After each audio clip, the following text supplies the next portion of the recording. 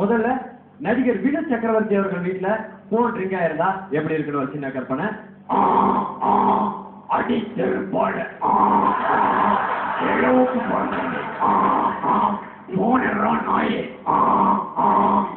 கார்த்திக் அவர்கள் வீட்டுல phone ring ஆயிருந்துச்சுன்னா எப்படி இருக்குன்னு ஒரு சின்ன கற்பனை.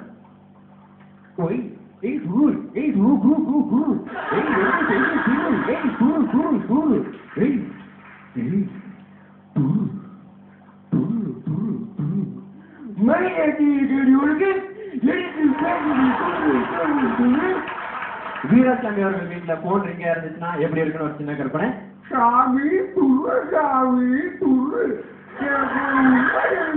சாமி துரு சாமி துரு எங்க ஊர்ல ஐடியிலப்படி இந்த போனை யாராவது எடுத்து பேசுங்க சாமி துரு சாமி துரு.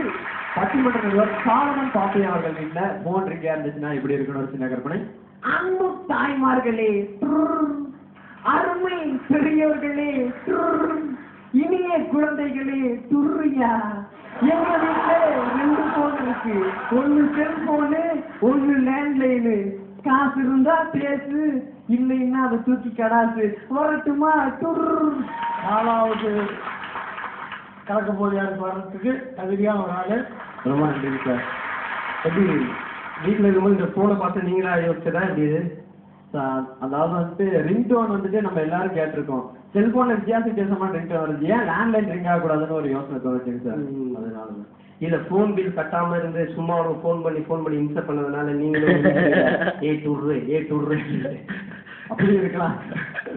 நல்லா இருந்துச்சு. ரொம்ப நல்லா இருந்துச்சு. வோடாஃபோன் வாடிக்கையாளர்கள், உங்கள் மனக்கு வந்த காமெடியன் எவர் என்றால் KPY ஸ்பேஸ் 2 என டைப் செய்து 56789 என்ற எண்ணுக்கு அனுப்புங்கள். பல பரிசுகளை வெல்லுங்கள்.